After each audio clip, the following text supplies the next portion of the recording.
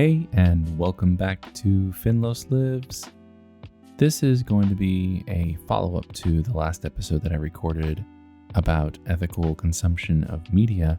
And I'm doing this follow-up because some interesting ideas came up as I was discussing the topic with Eva and with some other folks.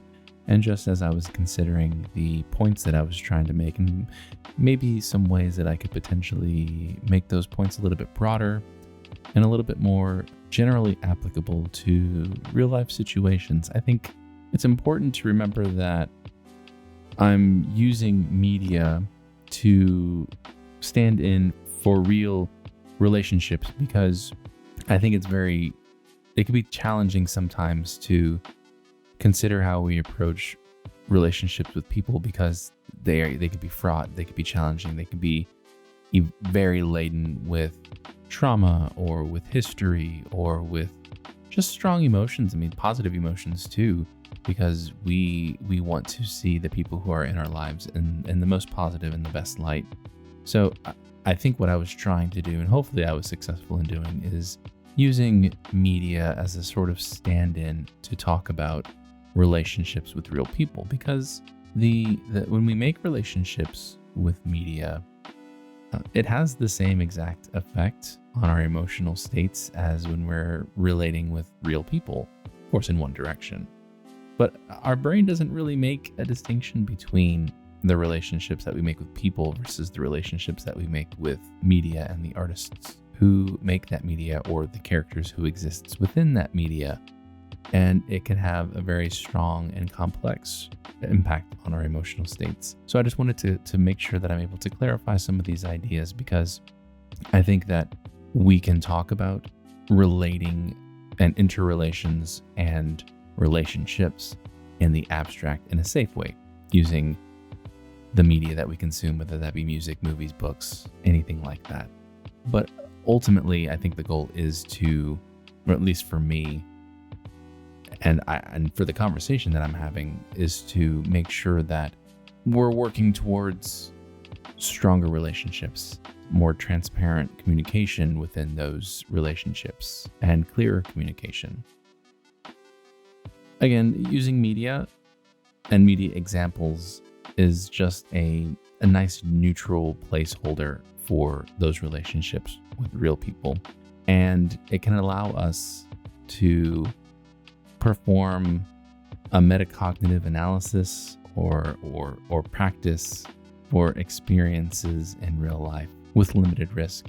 We can think about how we're thinking about these things. We can think about how we would react if we were to meet these people who make the media that we consume in real life and challenge the decisions that they make, or frustrations or praise that we would give them, in ways that offer very limited risk to us. So it is a good means of practicing. I think it is a good means of engaging with content in order to practice how we would relate to people in our lives. It also protects the people in our lives if we are not as good at communicating as we want to be, or if we have the potential to cause emotional harm, which we all have the potential to do if we're not careful with how we're communicating. But these sort of interactions with media will always be limited, as these relationships, the ones that we're talking about here with media and the media that we consume, they're very much in the same realm as parasocial relationships that are linked or often discussed to in relationship to people or influencers or personalities that we follow online, or celebrities with whom we feel close to because we are so familiar with the things that they produce. Those parasocial relationships, and again, parasocial just meaning that the energy that we feed into the relationship is one directional. It's to the celebrity, it's to the artist, it's to the media. It is a one directional flow. There is no return. There is no reciprocation of emotional input or output by both parties. So it is a one directional flow. If we're talking about celebrities or creators, it's most often going to be that those people don't even acknowledge or know of our existence.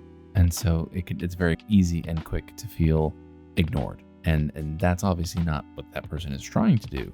And of course, like we can think about this with celebrities and the obsessions that some people can develop with those people because we feel so strongly about them. Parasocial relationships, or the relationships that we hold with our media or the media that we consume, are not inherently unhealthy. Fandoms are there, and we can make really healthy and strong relationships within those fandoms. That's an example of a positive sort of relationship that can develop in relationship or in relation to media. But they can become problematic if they interfere with real life relationships, or if they become obsessive.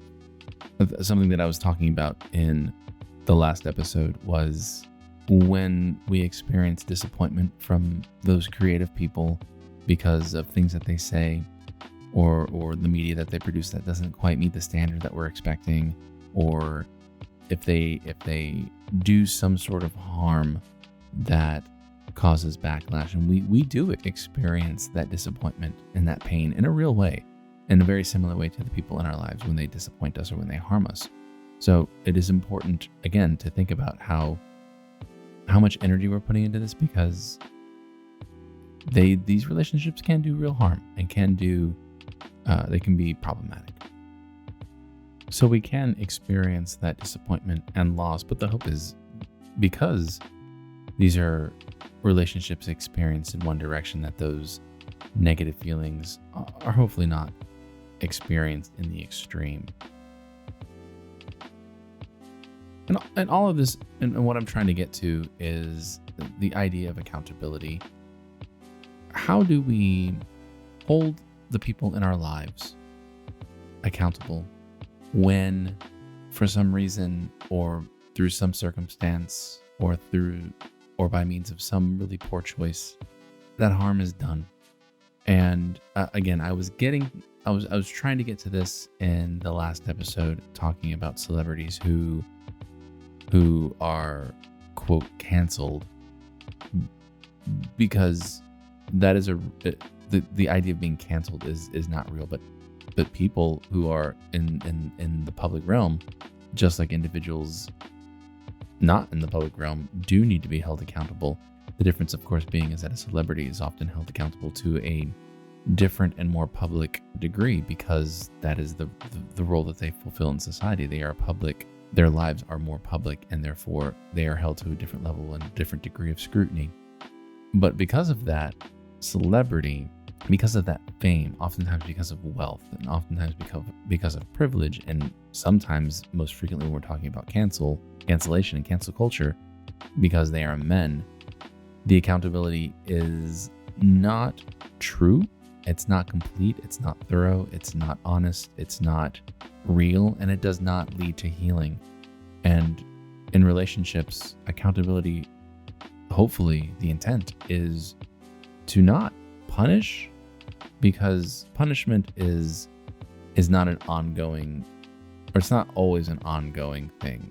It is a consequence, but it is not one that teaches as well, or that helps an individual to grow. Whereas accountability, if I'm working through this complex idea as best as I can, if I'm thinking of it in the way that I believe it to work, accountability is meant to lead towards growth and towards healing. And so accountability begins with how we show up after harm is done. Again, to tie this back to cancel culture, and especially toxic masculinity, so often these people who are being held to account in the public realm, they freak out. They panic, because their power and their wealth and their privilege gives them so much comfort and so much ability to control the narrative, to control the situation, or to control how any event is interpreted, that the sudden inability to rewrite the experiences as they're happening, to make a specific narrative, that sudden loss elicits a panic reaction, And that's often what we see and what we hear about when we're talking about, especially men, powerful men who are held to account and then get canceled. Again, that idea of canceling is really not an appropriate usage of that word, because what's going on is people are simply choosing no longer to allow themselves to be put in harm's way. They're creating boundaries. And what boundaries do is they suddenly deny access, and they deny power. And so for people who feed on access and who feed on power, that sudden loss of access and power is a really terrifying feeling. It's a scary thing to suddenly lose that.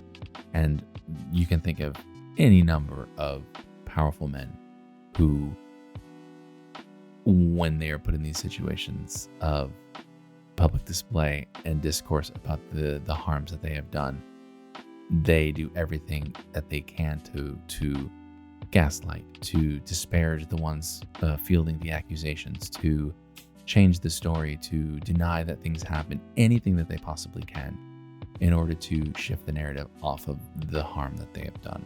And so if these people get over that initial moment of panic, and it often looks very much like a tantrum when we're talking about these sudden panics of having their bad behaviors, their dirty laundry aired in public. It does play out very much like a tantrum, an acting out, a thrashing, a violent outburst. But it's very often simply followed by an apology.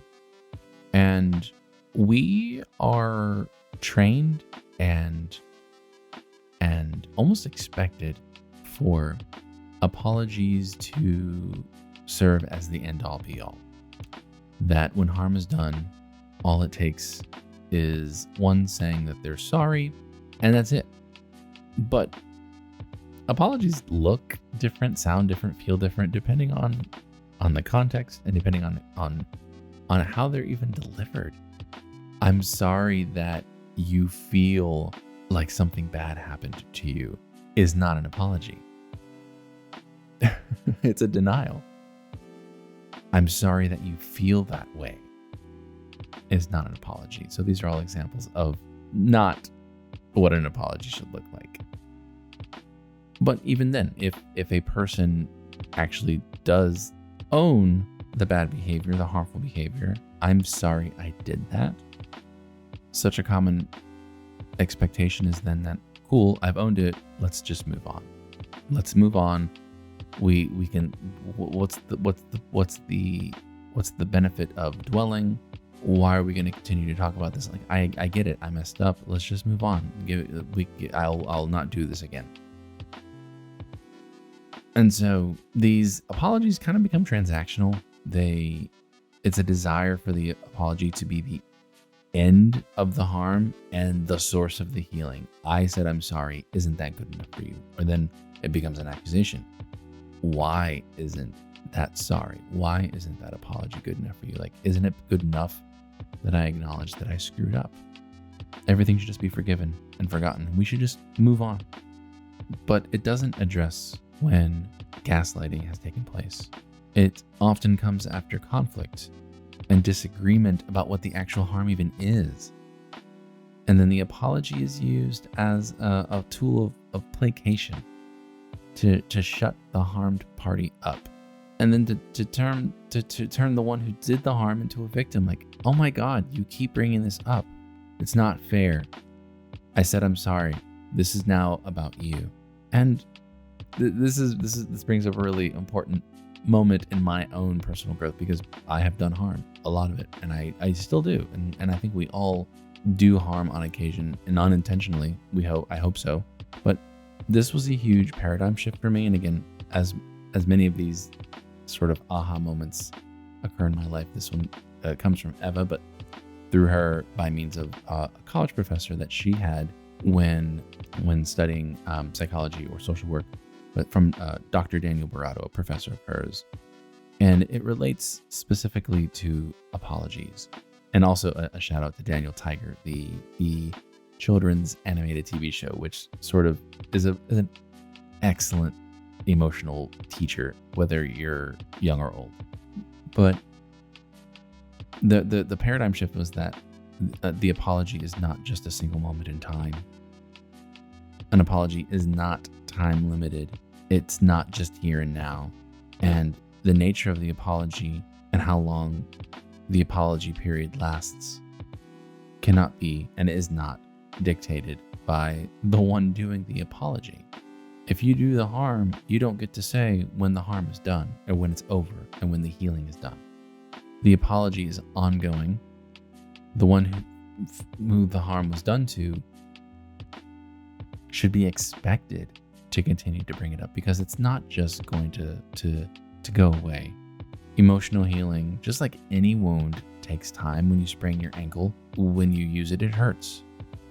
And emotional wounds feel very similar. When somebody you love and trust does harm, when adjacent feelings are activated, that same pain sometimes occurs.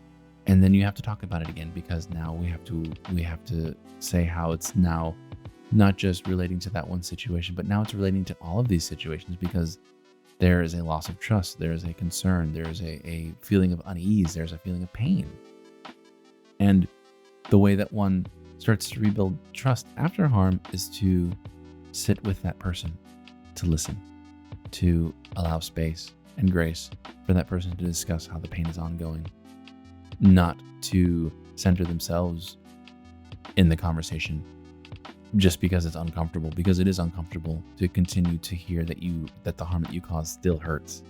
It's very uncomfortable years afterwards when it comes up and you hear that, wow, this situation really reminds me of that thing. And sometimes it still hurts, but that's how you show growth. That's how we show growth. That's how we demonstrate our trustworthiness. That's how we demonstrate our maturity and our emotional intelligence, is that we can sit with complexities and with truths that are ongoing and that are interrelated with other emotional states, both positive and negative. And where I think I want to end this follow-up is talking about healing. And something that doesn't get discussed a lot, I don't think, at least not in my experience. And that is the community's involvement. And I have an anecdote to tell about, I think, my first real awakened experience of what this could look like. And mind you, it was not done as well as it should have. It was not done in the best way, but it still stands out to me as a profound experience. It was in my 5th grade class. We were, as a class, involved in a gardening project on the school's campus. And so our class and several other classes were in the school courtyard planting trees and bushes and things of that nature. I don't remember exactly what took place, but I remember that the student who got in trouble, his name was Jorge. And Jorge got called in once our class was done doing the thing. He was admonished by the teacher in the moment, but then after the fact, when we all got back into class together, the teacher raised the concern to the class and said, "You all saw what happened, and it's important that we discuss why this behavior is not beneficial to our class." And the teacher pointed out that it was dangerous. I don't remember exactly what happened, but it was I believe that they were using probably garden shears in a very unsafe way. But the teacher pointed out that the behavior was dangerous, that other students could have been harmed, that it went outside of the boundaries of the expectations that she had for the class, because the activity that we were doing was not required. It was something that was a privilege, that we got to not do classwork in class, and instead we got to go out into the courtyard and do gardening. And that it showed a lack of judgment on the student's part. And mind you, this is a 5th grader, so judgment is not we have to have some leeway for elementary students, but it was bad enough that the teacher felt that it was important to bring up to the class. But what I remember most is that the student, Jorge, he was fine in the courtyard. He was chastised by the teacher. He had to sit out the activity. Fine. But I don't think he expected the conversation that took place in the classroom, which involved the entirety of the classroom. All of the students in the class had the opportunity to raise concerns, to raise questions, and both challenge the method that the teacher used to punish Jorge or to offer consequence to Jorge, but to also allow Jorge to speak. And what was most profound to me was that the student, he was so embarrassed at first that he was sobbing, and the teacher acknowledged his discomfort and acknowledged the discomfort that the rest of us were feeling as bystanders watching this, because it's uncomfortable to watch somebody experience discomfort as well. But then he also had a chance to participate in the conversation, and as a result, the community was improved. Trust was restored. He had the opportunity to express remorse. He had the opportunity to re-engage with his peers. The immediate consequence of him being isolated from the class was short-lived, and he was reintegrated into the classroom. And, it's interesting that we don't see that sort of community intervention a lot when harm is done. I think because we very frequently get stuck on, first, if we're the one doing the harm, the sense of our own shame and our own embarrassment. And we want to avoid that at all costs, because shame and embarrassment are terrible, terrible feelings. But it's important to remember that shame and embarrassment are our neurological response to understanding that we have done something that we shouldn't do. So it's important to lean into those feelings, because they are important signals from our brains and our emotional centers that this is bad. This is wrong. Don't do this. But we also have a tendency, definitely in America, to want to avoid the public spectacle of other people experiencing shame and embarrassment. Well, I don't know, there is a sort of strange subculture of like schadenfreude, but when it comes to real consequence, I think that a lot of people are made uncomfortable by observing other people's discomfort. At least I hope so, because I know that I don't enjoy watching other people having to be dealt consequences. I think that there's a certain gut id level pleasure when we know that bad people get what's coming to them. But for the most part, I think that most people, when they do harm, they don't do it intentionally. And sometimes it happens by happenstance or accident, or by just saying something stupid in the heat of the moment. And when these things become patterns, it's important that we interrupt them. And that interruption sometimes requires the intervention of not just the immediate person doing the harm, but because communities can be affected. Families can be hurt. Friend groups can be interrupted or challenged or broken up because of a single person's harm doing. Because you have these weird, awkward situations where friends feel like they have to take sides, or one person tries to pit the other person against the other friend. And so without the public discourse part of this, it's really challenging for growth and learning and healing to take place, because there's always going to be a feeling of doubt or a concern about reharming, a lack of trust, and a lack of care. And so I think about that class that I was in, 5th grade. Miss Stone was her name. And again, it wasn't done perfectly, but it was a really positive experience, I think, because it is a model for what community accountability can look like.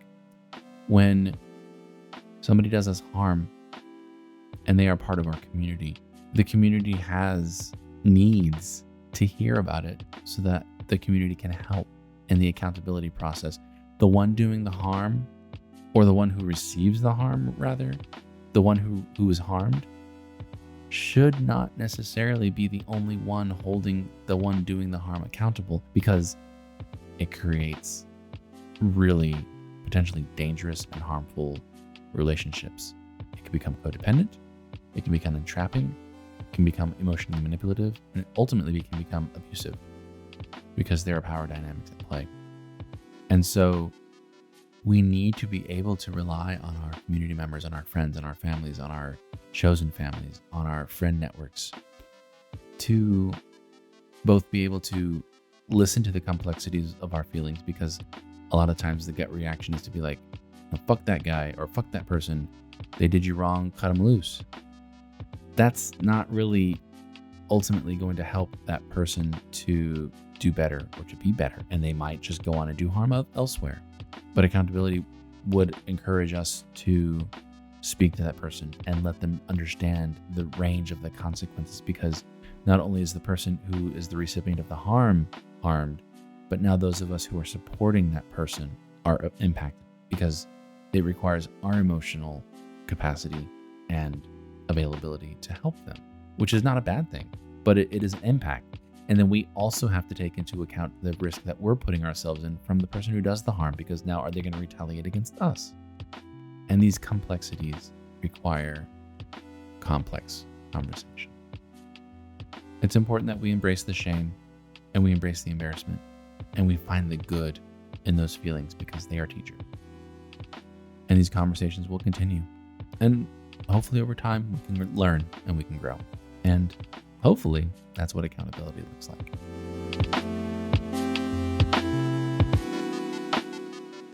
That's it for this follow-up. Thanks for listening. I've had suggestions about potentially doing another in this series about ethical media consumption, discussing how we choose sources of information, specifically as it relates to like current events, news, and journalism. So I might be putting that out in the next couple of days, so look for that. If you have other comments or suggestions for topics that you'd like to discuss, please send me a message on social media or send an email to finlos@finloslives.com, or you can leave me a voice message via the SpeakPipe app at finloslives.com. I look forward to our next conversation.